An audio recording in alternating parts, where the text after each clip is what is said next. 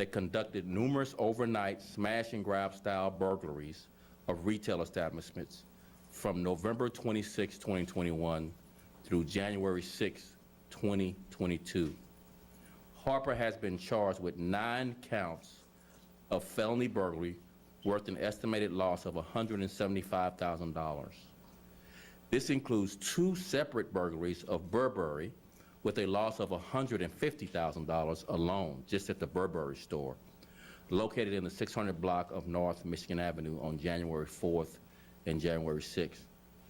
Additional retailers and businesses targeted by Harper and his accomplices were located in the following locations: the 6100 block of West Diversey, November 26, 2021, the 1500 block of North Cicero, November 26, 2021, the 2000 block of West Division, November 26, 2021, the 3900 block of West Diversey, December 8, 2021, the 4900 block of West Fullerton, December 28, 2021, the 2900 block of North Broadway, January 6, 2022, and the 400 block of West Belmont, January 6, 2022.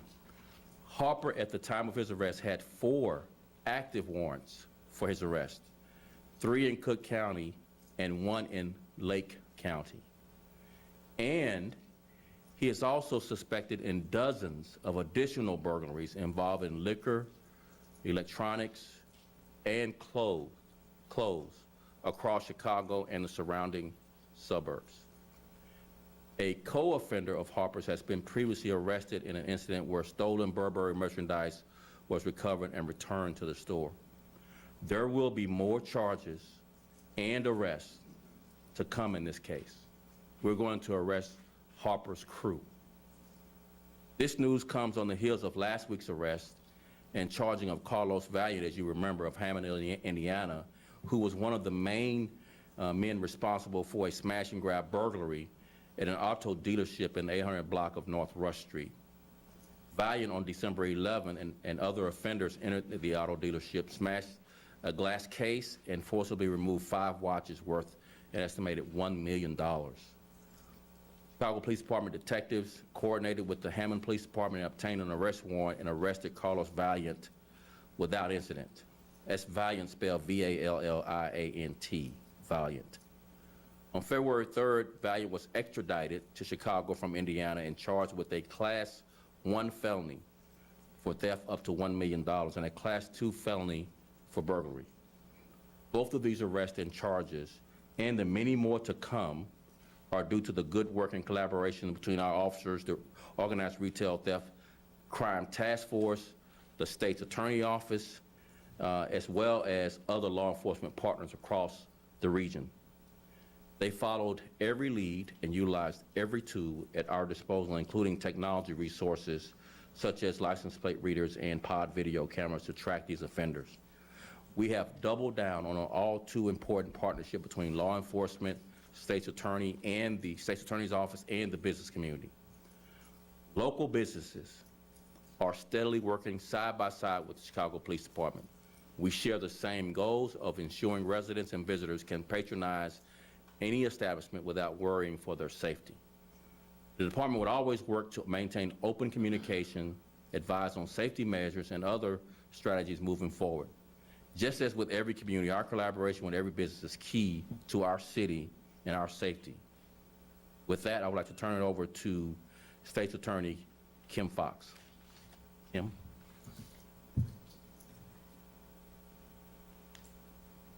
Thank you, Superintendent. Defendant Harper appeared in bond court earlier today. He was given a bond of $200,000 and special conditions of bond, which included not to be anywhere near the places in which he is accused to have committed his offenses.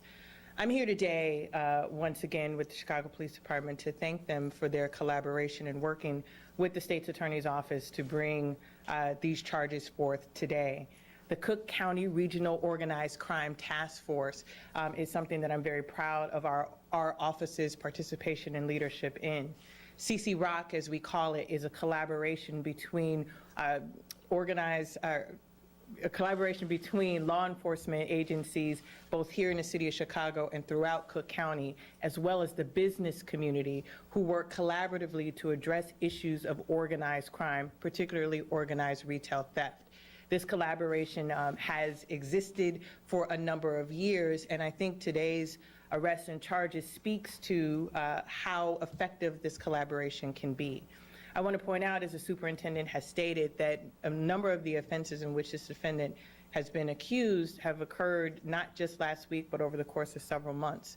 There's this belief that if we don't catch someone, or if an arrest is not made within the first 24 hours or so, that that person is somehow free and clear. What I hope that today's announcement shows is that there is a relentless pursuit of those who engage in this type of behavior, a relentless pursuit that may sometimes take days or weeks or months. But because of the strength of this collaboration, we will be able to apprehend you and prosecute you to the extent of the law. And so once again, I want to thank the law enforcement partners here at the Chicago Police Department, the members of the Cook County Regional Organized Crime Task Force, as well as the business community who have been strong partners in this work. They are not simply victims of crimes, they are actual partners in leading for communities to be safe for everyone, and we applaud them for that. With that, it is my pleasure to introduce Kimberly Bears, who is the president and CEO of the Magnificent Mile Association. Kimberly?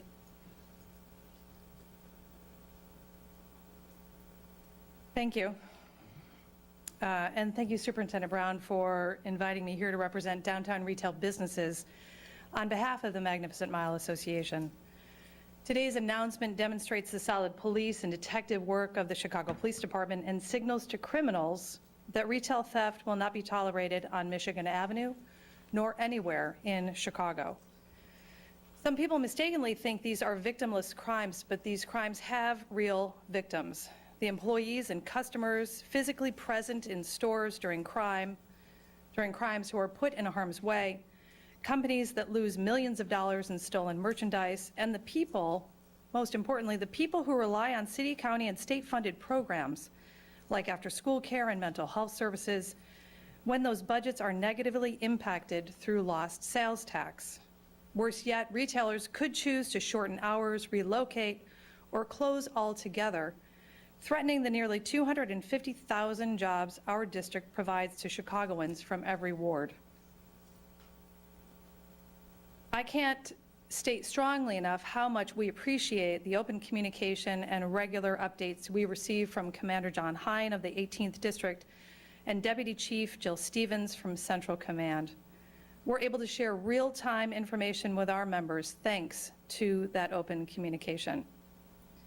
We know that CPD officers throughout this great city put their lives on the line every single day to keep us safe and protected, and we thank them for their service and dedication. We will continue to do our part to ensure our district is safe and welcoming by advocating for prosecution and appropriate sentencing.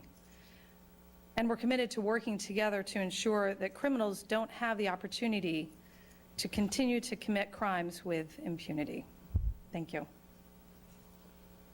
Before I take a few questions, I just want to highlight the work done by particularly one of our detectives. She was very relentless in making sure this case was brought forward. She made sure that we all collaborated. She immediately contacted the task force. She worked with the state's attorneys, the assistant state's attorneys on this case from day one back in November, ensuring that this case was charged appropriately to the fullest extent of the law. And finally, to criminals, I think State's Attorney Kim Foxx alluded to this. We are not just going to let you get away with these crimes. Chicago is not a lawless city, and you will be brought to justice and charged to the fullest extent of the law. We want to make that clear to you, that we're working together to ensure that happens. That because it didn't happen in 24 hours or 48 hours, doesn't mean we are deterred from pursuing you and bringing you to justice. You and everyone associated with this crime. You and your crew, your accomplices, and anyone that assisted you in committing these crimes. We are going to be relentless in that pursuit. And with that, I'll take a few questions. Is it fair to call Takari Harper the ringleader? And if so, how many roughly, accomplices do you think you'll have to go after? And Harper is the ringleader. That would be an accurate assessment. He's the ringleader, but he's not the only one. So there are various accomplices. We don't want to give away too much right now because we are actively pursuing others to bring to justice. So we're going to leave it there so that our detectives can be successful in capturing the rest of the crew. Yes? How was Harper identified and then located for the arrest? So we use pod video technology, and there is a specific identifier that identifies Harper. We don't want to give that part away, but yes, he's easily identified on video at various locations, putting him on the scene along with other corroborative evidence. You identified were they using a specific vehicle? Are you able to comment? A physical identifier that distinguishes him on video. Any other questions? Superintendent, I understand that Mr. Harper is also accused of dumping some of the stolen merchandise of his crew near or outside the gunner's house. Is that true? And We don't have that corroborated yet. We still have some investigations to do, particularly in bringing these others to justice. So we're just going to withhold other evidence that might piece this together and give away our case for others that we might charge later. would it be fair to say you're looking into whether he was responsible for it? Yes. Okay. You can't say it at this point. Right. Good. Yes. Any other questions? You got another one? Oh, yes, thank you, Superintendent. Good. I'm wondering, do you believe he is involved or his group is involved? Did they know that they were doing this outside the governor's house? Or what do we know about that? I don't know what they knew at the time, other than they knew they were taking property that didn't belong to them. So they are fully culpable in this burglary that we're charging him with. To the extent of where they were doing whatever crime, I don't have that, nor does that matter much to us. Yes. One more question on this. Does it appear that he was using mules, those teams who were hired just to steal? We don't have that connection, but again, for other types of crimes similar to this, a lot of adults, criminals use young people because they know they won't be charged similar to an adult being charged. That doesn't appear to be the case here, but again, we have some more pieces to put together here, some more people to bring to justice. Some may be under adult age, so we'll withhold concluding that no juveniles are involved. There may be a few, but we don't know that at this point. Yes. Superintendent, if I may ask you this question along with this bears. The feeling that you both had, knowing that there was some resolution to this, because we've been covering this for so long and just seen this go on for months and months, weeks and weeks. The feeling you had when you heard from your detectives working so hard on this, how did you feel? It's quite satisfying to a certain extent, but also frustrating. And I'll say it this way, you know, the idea that Chicago's a lawless city, that narrative is I don't know, as wrong as 4 flat tires and a bad transmission, I guess. I mean, it's just wrong all the way around. Because Chicago is very much a city that will hold criminals accountable. But when you see the smash and grabs on video and they're played in a video loop on the news feeds on a regular basis, you know, it just has this appearance and perception that we're pushing back against. I think that's important that you see us all standing here together to ensure that the messages to the public and to businesses that you have law enforcement working together with our prosecutors, the state's attorney, and with businesses to bring people to justice. And we are not sitting on our hands, sitting back wondering what we can do. We are working these cases from the jump, and we are putting together the pieces of technology, video, license plate readers. We're looking for these prolific repeat offenders that are on our radar, and we are bringing these charges forward. And the state's attorney is working with us from the very beginning to ensure we have all the evidence we need to make a strong case so that we can have these charges come to fruition sooner rather than later. So, you know, this started in November, and it's the beginning of February. obviously a long time, but at the same time, justice oftentimes has an attention to detail, and you have to have the evidence to be able to bring charges. You can't just have a prolific offender without the evidence. And so that's what takes the time and creates the frustration. But when we do get it across the finish line and get charges, our detectives should get accolades for their hard work. And so that is the satisfaction that detectives see, that their hard work ends up with the result of someone being charged and having a consequence to their behavior. One last question, go ahead. The 4 active warrants that were out for him, were those all also burglaries? Yeah, similar burglaries, thefts, smash and grabs. He's a prolific criminal, thief, and finally taken off the streets of Chicago. Last question, please. Well, I'm gonna make it a two-parter. What's happening at 33rd and Prairie? What can you tell us? Because we all have crews over there, and if that doesn't count, can I just give you one more on February 6th, 4:30 Napa with gunshot wound to lower body and Turnowski is on the 0 to 100 block of East 24th. Family and friends are telling us that he was found dead with his car lost. So again, let's slow down and take the one that's just happened. Those are actually 2 cases. Okay. And Chief of Detectives Brendan Deanahan will give you what update we can, because this is pretty fresh. This happened just a few minutes ago, and we know we have deceased, but we'll give you a little bit of a update, and then we'll likely have to get with you offline for the other case. All right? Okay. So as the superintendent mentioned, I know you said you have crews over there, so this is all extremely preliminary, and the information is, obviously subject to change. But there is one individual over there who is deceased, and then the detectives working with the officers, there was a great response by the district officers, and there are 2 persons of interest that we have in custody that we are going to start interviewing regarding this incident.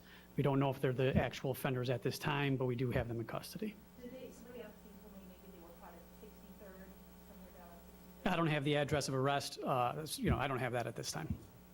All right. Thank you all very much. We really appreciate it. Thank you. If I may have Ms. Bears go to the podium just to get us the spelling of her name, so we have everything correct, please. Yeah, we'll get that to you. Don, can you spelling of her, Ms. Bear's name, and then we'll be good. Thank you very much. Thank you. Thank you, guys. Bears, B-A-R-E-S. B-A-R-E-S.